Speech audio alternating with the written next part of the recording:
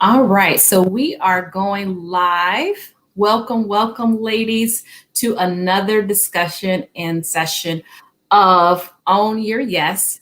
I am your host, Valera Wilson, and this is where each week we get to come together and hear phenomenal stories from resilient, successful women who are, whether they're entrepreneurs or execs, they are thriving despite the challenges, and most importantly, sharing their challenges on the way to their success. So that this is a place where imperfect, ambitious women come to get real, get honest, and share so we can all grow together.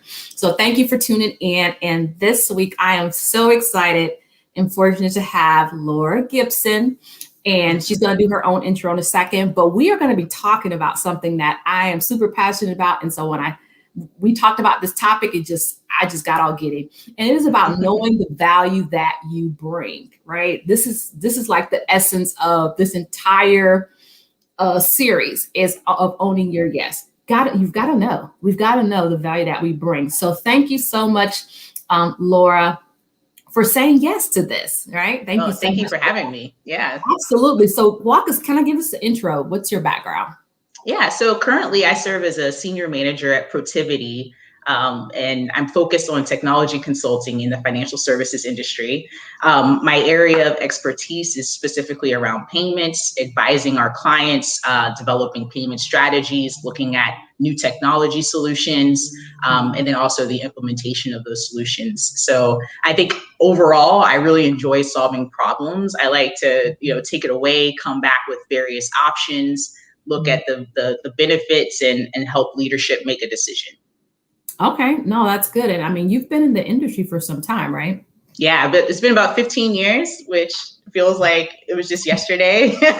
The years fly by, but I definitely have navigated through banking and financial services, working for many banks and financial institutions over the years, and even dabbling a little bit in the fintech space, which is a little bit interesting, breaking out of my comfort zone of core banking. So it led me to this position where I am now, consulting, and being able to apply some of my previous experiences wearing a consulting hat has been the most rewarding opportunity for me in my career. Wow. No, I mean, it's so interesting that, you don't always see the puzzle pieces until you look back and see, wow, all the things that I did led me to this point. So that, I think we just got to enjoy the journey at some point. Yeah. I'm curious, as you've moved, throughout the industry, you've obviously been in banking, fintech, you're now in consulting. What are some of the things that stick out to you as challenges in the route to where you are now? Yeah, I think the one obvious one to me is just like comparing myself to others and their journey. So their journey might not necessarily match mine, but I think I had identified out the gate, what I thought my career path should look like. And sometimes you have to take small detours to get to the next step, and being able to be comfortable in being uncomfortable and doing that is one of the biggest challenges I think I had. I also felt really stagnant in some roles throughout my career. So I think once you hit a certain level, jumping to the next level might be a little bit further removed from some of the lower levels that you're moving up. So once you get to the senior level, in a leadership level, the expectation changes completely, and you're managing resources and you're owning a little bit more of the portfolio. So your responsibility is a little bit more vast. And so trying to get to that next level was a really big hurdle for me. I think the last one is just about being overlooked. So I think for myself, I think personally, I'm very outgoing. I love talking with people. And I think I can represent myself personally better than professionally at that time.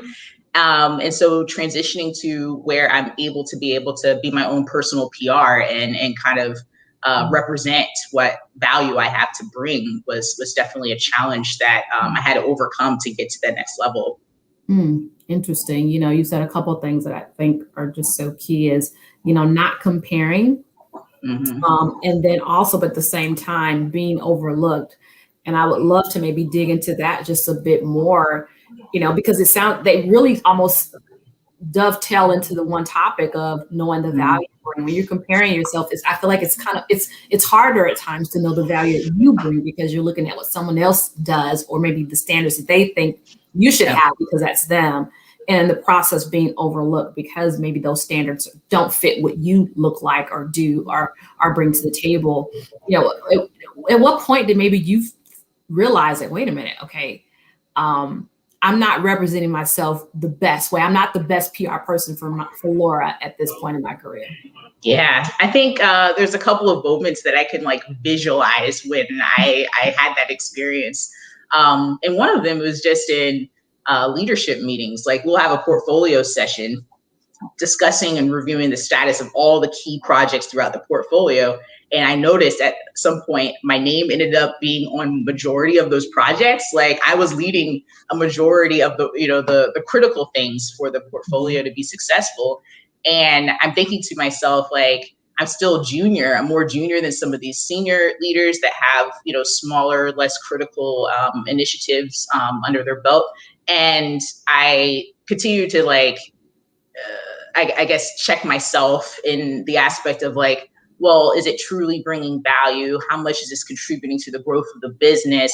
I think I looked at the ROI from Mm-hmm. a return on investment from myself contributing to the company versus realizing the breadth of outreach I had across the organization. I think that allowed me to build a reputation across the enterprise. And I undervalued that. I think also identifying opportunities where I was being requested based off my reputation. And I didn't know that. I didn't think about that originally. And those moments make you think, well, hey, I do have, something to offer. I do have the credibility and the respect internally to take on bigger roles. And so I think that's a bit of when I really realized that I was undervaluing myself. And I think also another example, managing financials, it gives you complete insight into the cost of running a business. And when I was working for some larger corporate companies, I started off as a contractor. And in a contractor position, you see your rate, you see the rate paid to the contracting firm, you see the salaries of other Mm-hmm. employees, and you do the math, and you're like, wait a minute, like, why can I just skip this? Like, can I justify converting me full time? Like, it took me a couple of years of like owning the financials to realize like, hey, this is supporting input for justification for not only my financial success, but being able to be a part of an organization I really wanted to be at the time. Wow. And it's something about it when you see it on paper, right? And you start to Yeah. realize that, oh, wait a minute, these are real disparities in in the financials. It really does make you take a double check. And it's, how often do we not get to see that and don't realize that we are discounting our services? Were there times where you felt like, okay, I'm not just discounting myself, but others are discounting me? And when did that had that ever happened to you? Yeah, I could think of some of the most rewarding projects I've led. I've always sat within technology, and within technology, there's a little bit of a boys club sometimes, and there's the folks that go golfing together end up like pulling each other into to projects. And I've always been an athlete. I played 3 sports in college. And I enjoy football. So I played fantasy football with the team. I would try to incorporate on a personal level and build relationships on a personal level, which helped. But I always had outside of that business partners that realized my worth, that really trusted me with the scope they were championing. And, they would actually advocate for me. And I noticed multiple instances of that. And so I started building relationships, reaching out to those individuals and making sure I'm connected with them from a mentorship perspective, because they were the ones that were able to continue to feed me opportunities where I might have been getting overlooked within my personal team. That's really good, and I think you speak to something that's so critical, and it's developing that network is really important so that you can take advantage of the opportunities, because sometimes it may not come from your immediate team. It often will come from people that see your work and value it outside of the people that you work with directly, which can be disappointing at times, but it is the Yeah. truth of what it is. Um, Yeah, and Blair, I'm I was thinking, I hate to put this analogy, but like, Go ahead. I used to tell some of my friends and colleagues that were struggling, and I'm like, there's no such thing as like a workplace fairy godmother. Like, no one's gonna come down and like, whoop you into the next, your dream job or your dream That's role. right.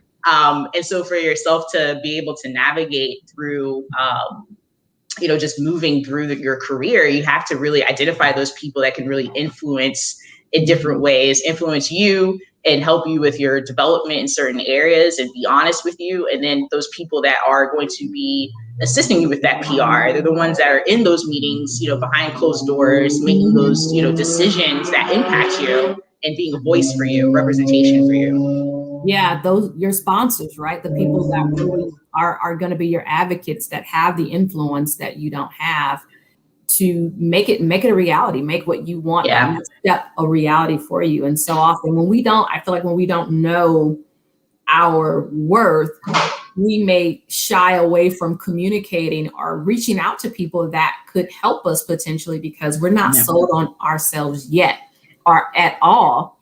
But I love that analogy. Like there is no fairy godmother coming to save us in our careers. Like we've got to be our own fairy godmothers. And I Yeah. think that's a perfect analogy that can be scary sometimes for us, but Yeah.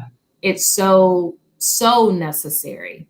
And then at what point did you realize that, you know, I've gotta be my own advocate? And then what steps did you take to really communicate your value, right? Like once you Yeah. knew it, but like what did you do from there? Yeah, I think a moment of realization was when I was looking for that next role, and I had been in a role for about 3 or 4 years. I felt like I justified and demonstrated my ability to perform at the next level. Wasn't getting there. I looked externally, so I did some like research, leveraging the salary benchmark data Mhm. that's out there on many different sites. But I started to like feel a certain type of way about my salary, and I was like, well, if I could get paid this anywhere else, like I would love to get paid this here and stay where I am. But unfortunately, it wasn't, working out that way. And so I actually had an offer at another company, and shared that with my leadership, and they were like, oh well, we'll actually match that. We'll give that to you.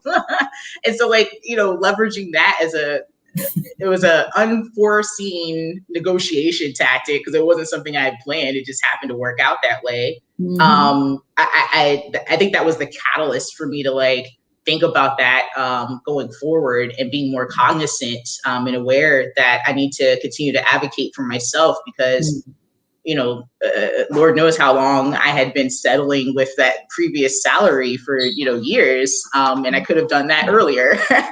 So thinking about that and thinking about my plan to execute tactically going forward, it was really around mentorships, expanding my relationships. Within an organization, you can get kind of siloed. So it was branching out into different lines of business and different areas. It was also branching out into the industry, joining associations, things that for some reason, I think early in my career, I wasn't exposed to that information. It wasn't until later on in my career, I even knew about some of these networks and associations. And so, Mhm. taking advantage of everything they have to offer, and not to do a shameless plug, but I'm on the board of WNet, and being a part of that community for the past few years has really helped not only connect me with people in the industry that can really provide me insight and guidance, but then also like, jobs, like opportunities that are out there that sometimes, you blindly apply online without really knowing, any type of response or action. So I would say a combination of, identifying mentors, spreading yourself, more around the organization, and kind of doing that PR.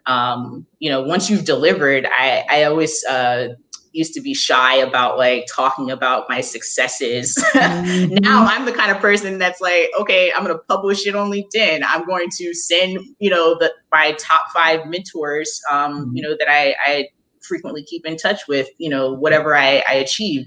I yell it from the rooftop. And I think that's more of what people need, but it is uncomfortable, I think, when you're not used to doing it. So starting off small by having a conversation with an individual and just sharing some of this, like, hey, here, this project, I delivered it successfully. It really felt good to be able to exceed expectations on this, and those seeds are planted, and that particular person could go off and share that with others. So there's little ways to, I think, to do that. Yeah.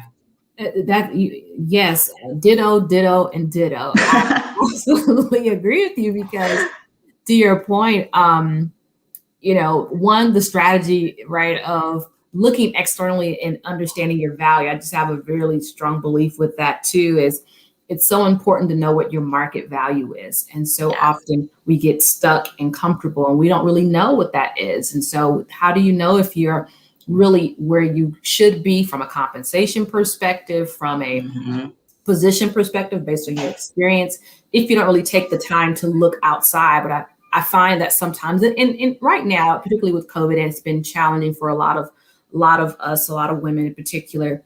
You're juggling so many things right now, trying to just stay afloat, that realistically it can be overwhelming and very, very difficult to look outside of your day-to-day job. Totally understand. And that's a real issue or challenge right now. I think there's definitely a need, though, to really make sure that we do take that time at some point to really do more than just put our heads down and do the work, because that's Yeah. really not where the growth is happening, and that's not where the advancement occurs. It's really when you start to put your tentacles out into the world, as you basically described, and figure out, what am I worth? What's the value that I bring? What does that look like in the market in general? And then in your case, you leverage that, right, to Yeah. get to where you want it, compensation wise. But then also, like you said, keeping in touch and tooting your own horn. I wrote an article about that, and reasons why we should toot our horn. And that can be so uncomfortable, because I think, you tell me if I'm wrong, but sometimes we're taught that we shouldn't talk about ourselves too much. Yeah. Yeah. Like we shouldn't advocate for ourselves. It appears it's not feminine, or it sounds greedy or too aggressive. All the different negative self-talk. But those are the things that really do. I mean, people don't know what you're doing unless you tell them, right? Yep. They just don't. And so I love that you brought some very real, practical ways that we can definitely move the needle and really know the value and communicate it. Because I think the first part is to know it, but the best part about it is when you can communicate it and share it. Yeah. Oh, go ahead. Oh, I was going to say, like, doing an appraisal or an assessment of yourself and your skill sets. Like, in addition to having some successes that will frequently come along the way, I think also comparing yourself within your peer set. So I think for me, I was always a very competitive, I still am, competitive individual. But like, I often check myself out, like, hey, am I performing like at the top of the level of where I'm at in my, in this particular stage and role? Are others doing stuff that I need to consider applying to the way I work? Are there other, things like certifications and that would differentiate myself from that resource pool that I'm in? And kind of building that like profile up. And that also feeds that justification and in concert with the salary and some other things that you're looking at benchmarking. So I think developing that full picture is really important. That's a really good point. I hadn't even thought about in this conversation, is look out and see what your peers are doing. How do you stack up against them? Because the reality is that that's what the market looks at, is everyone in the same category. So how do you stack up and, like you said, differentiate or stand out? I love that, because it's very, very real. And I think sometimes too, when we do that, it does give us an opportunity to be honest about where we are and where we might need to grow. Mm-hmm. Yep. I Yep. think I that's had one of those moments where I realized I had gotten so passionate about what I was working on that I lost sight of just the core fundamentals. I would emotionally react to certain things, and it's like, how can I, continue to use that, because I feel like it was a good indicator that something's awry. But at the Yep. same time, speak about the facts and focus on the facts. Like, I was told sometimes, like, oh, you're too emotional. Like, you stop, being emotional about it. And I'm like, the emotion is just passion. And I really care about the success of what I'm doing. Like, that's just ingrained in who I am. But it's not like shoving that out of the picture. It's just like funneling it in the right way, You're absolutely right. And how many of us have been told we're too emotional? I mean, we probably could all write books on that, or have a lot of money in the bank for being told that. And it's true. And you're right. There's a checks and balance to that, because it's like, hey, I'm passionate about it. But at the same time, hey, am I being too emotional? So I love how you gave that balanced perspective. Like, this is me, and here's why, but maybe I am doing it a little too often or too much in this situation. Yeah. I think just everything that I'm hearing through this conversation with us is there's this more this internal reflection of, hey, where am I really? And this intuitiveness and this self-awareness that's so important to really figure out where are you strong at, and where do you need to grow in. And I think that's a lifelong process, and one that we continue, as we look at what are we worth, what is our value, and how do we even elevate that value in the marketplace? Yeah. How do we make sure that, okay, I'm here today, but I want to be here. So what do I need to do? What's that gap? Is really, really important, because value changes too over time, right? Yep. I think intrinsically we're valuable just as we are. So that doesn't change. But then the value that we deliver over time, just like any product, if it never changes, it's kind of like, all right, it's almost like Blockbuster, right? Okay, well, you brought value back in 1990, but we're in 2000 and not so much, right? So there's an evolution that we have to do. And I think that's so, so real, because we can get comfortable. If we're honest, if I'm honest, like sometimes you just get comfortable and like, let me just do this. I don't want to do anything more.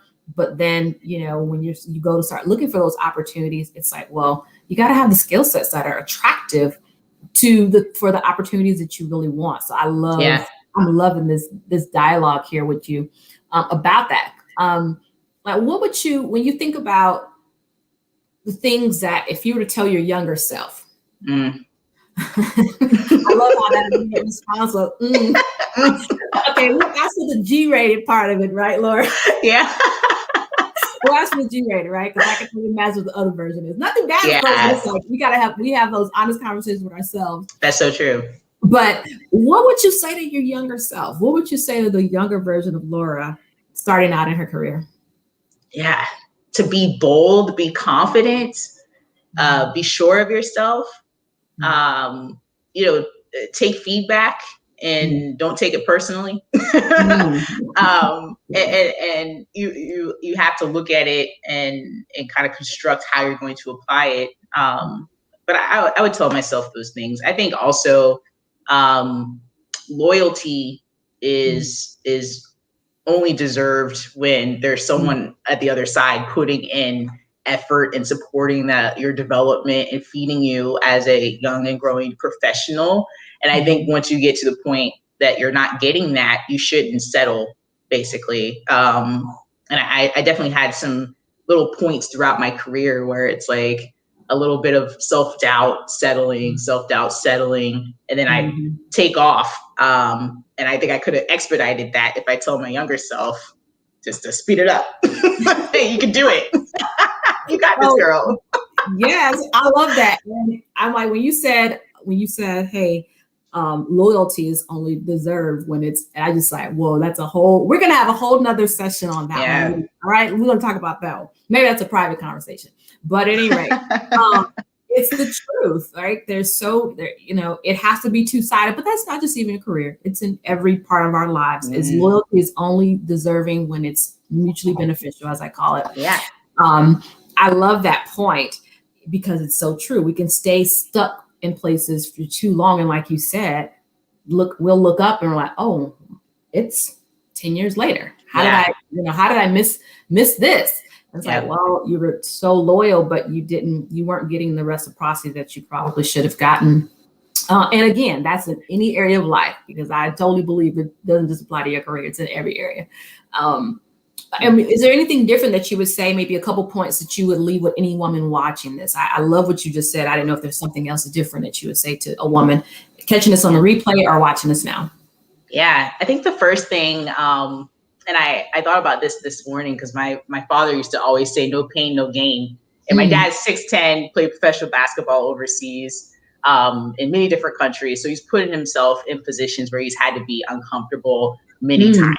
And I think about that from my career, and just being in those uncomfortable situations has really helped me continue to develop and grow.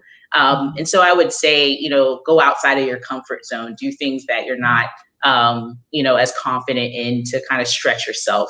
The other thing would be persevere. So when you failure is the biggest opportunity for personal development. I have failed, and in those failures, I have learned so much, and I'm able to apply it and speak to it from a different perspective going forward. And so just, have the ability to really push through some of those painful moments in your professional life. The third one is really just around being curious. So having a natural curiosity, asking questions, understanding how things work behind the scene, and just being inquisitive is just something that really could feed and help you as you continue to develop.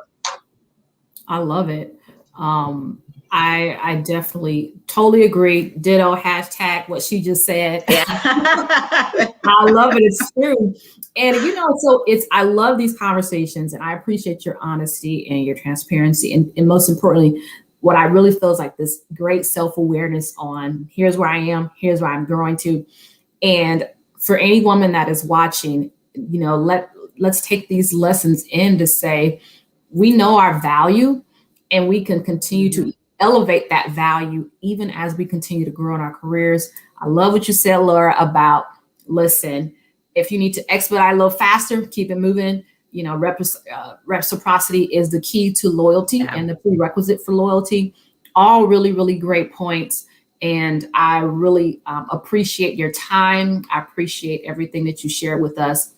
And ladies, for any one of you that are watching, thank you so much for tuning in. We'll be here again next Thursday, 12 to 12:30 Eastern, having the same conversation. So make sure you join us.